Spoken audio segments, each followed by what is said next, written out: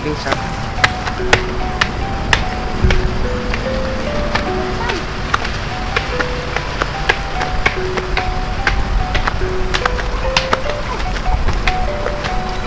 Jauh. Leles.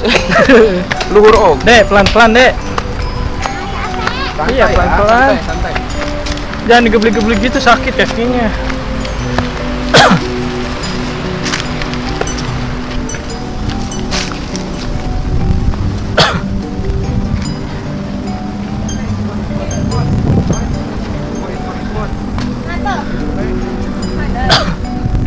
Lihat dah, yang di pameran. Lihat tuh. Ada yang di pameran teh. Kating aya di luar mah saupritnya. Kating aya di luar mah tingali. Sauprit. Oh, ini nih makamnya nih. Udah nyampe, guys.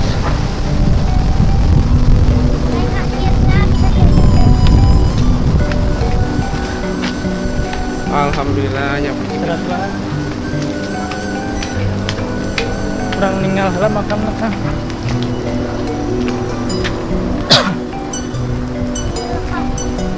Kaki. Udah nyampe.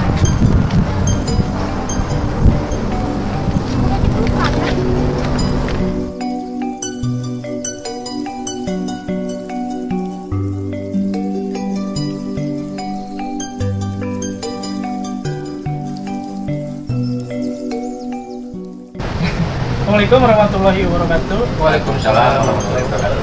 Sampurasun, Sampurasun. Ram biasa nyampe. Alhamdulillah dalam kesempatan kali ini kami sudah berada di sebuah makam keramat Eyang Ganggaulung, dan beliau merupakan salah satu tokoh Sunda yang terkenal di daerah Subang.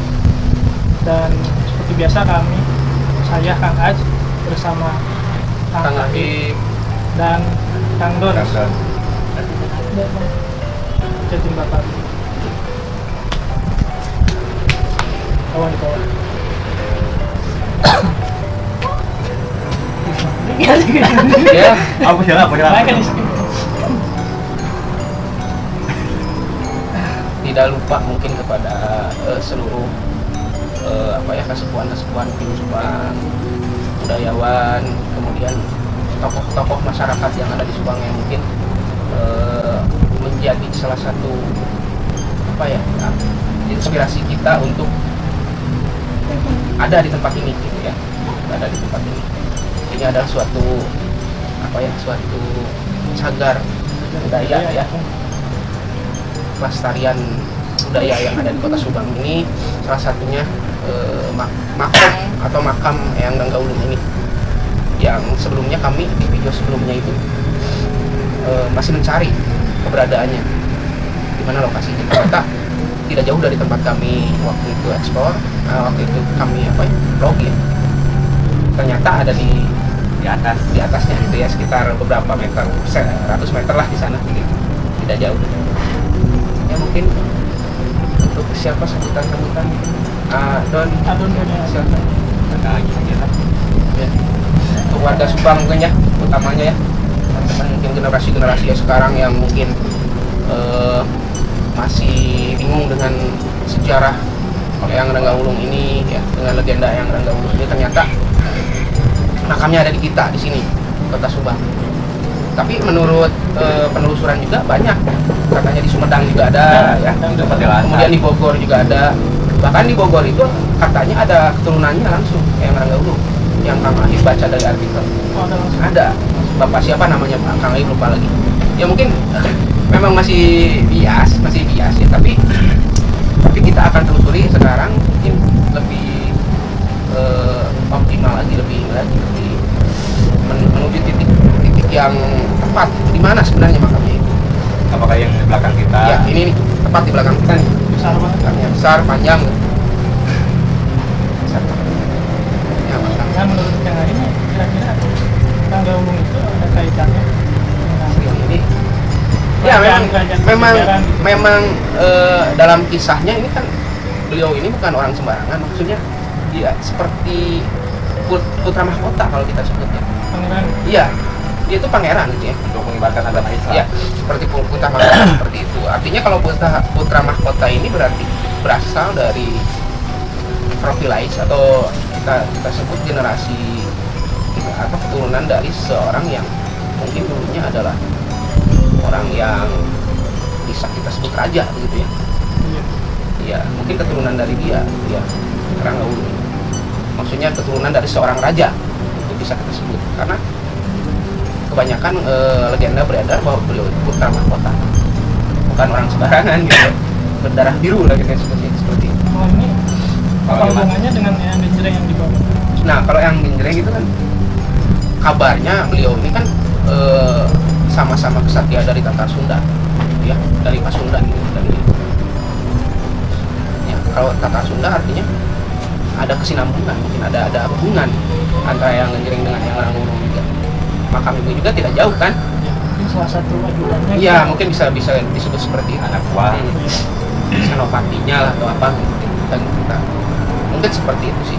Kalau Kang Aib cerna lagi dari artikel yang dibuat. Tapi kan saya pernah baca dalam sebuah artikel bahwa ada yang bilang bahwa yang Ranggawulung itu sebenarnya Momoksa. Momoksa ya. Iya. Seperti halnya Patih apa yang Majapahit gitu ya. Banyak Siliwangi gitu ya yang moksa-moksa seperti itu. Artinya moksa ini kan di dalam Hindu ya, Buddha itu Hindu ya di dalam ajaran Hindu itu moksa itu kan artinya kita menyerahkan seluruh jiwa raga itu sudah ke Sang Maha Penciptanya. Melebur. Tidak jauh bedanya dengan kematian gitu sebenarnya gitu. Mati aja itu udah mati sebenarnya. Cuman dia menjalankan. Nah mungkin istilah dari istilah bisa membedakan. Itu moksa itu sebenarnya seperti itu. Kurang lebihnya ya, mohon maaf kalau Kang Aib salah itu, mohon koreksinya yang tahu. Seperti itu sih istilah sebenarnya. Nah kalau yang Ranggawulung sendiri kan berbagai versi itu banyak sebenarnya, berbagai versi. Lalu kita akan megang versi yang mana sebenarnya? Apakah kita akan meneliti langsung? Ini kan diperkirakan abad 16, abad 17.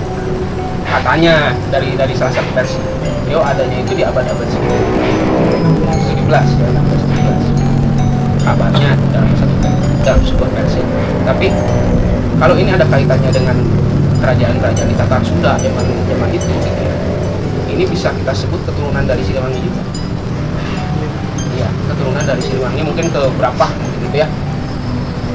Karena memang ayahnya itu seorang raja, ya, seorang raja dan ada sebuah kisah yang menceritakan bahwa Ranggawulung ini dengan ibunya itu dipisahkan dengan rajanya itu.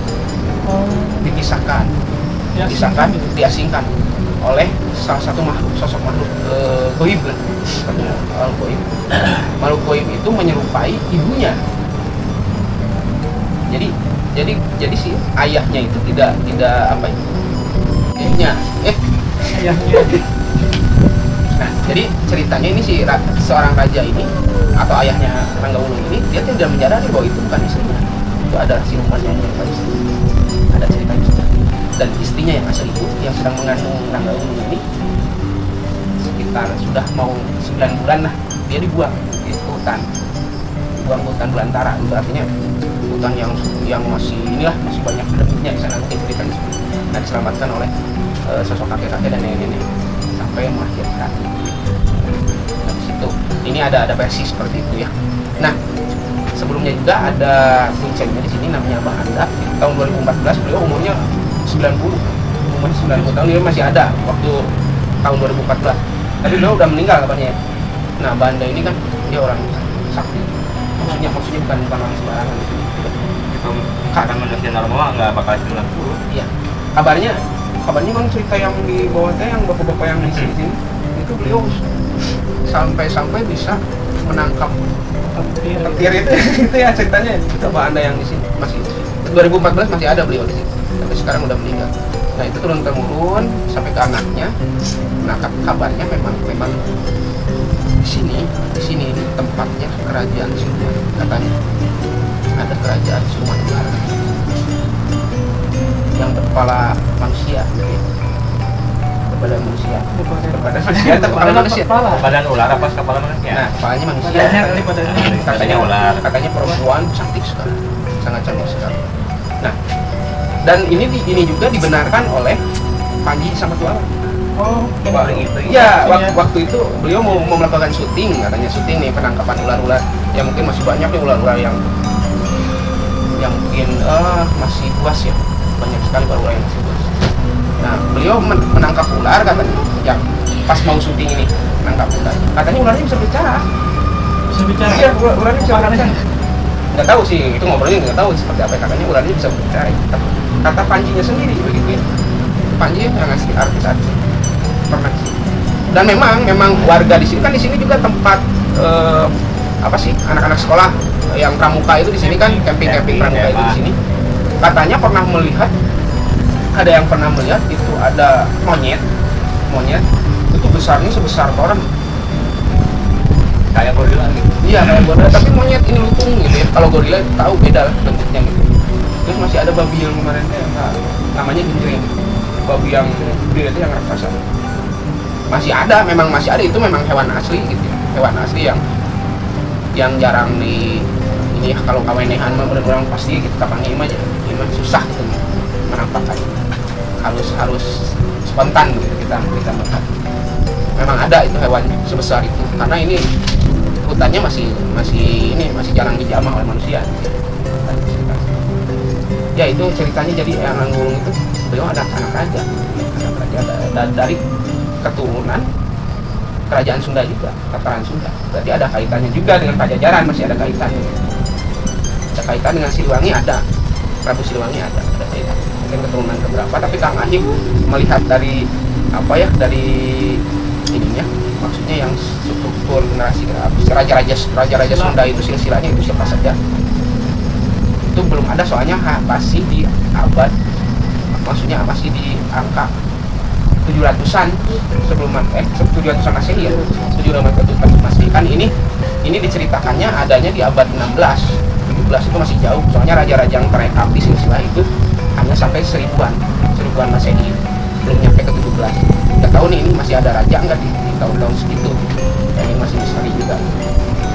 Ada namanya tuh, rajanya itu Wuldansah gitu kan, Raja Wuldansah, sama istrinya itu Ratna Ayu kalau nggak salah.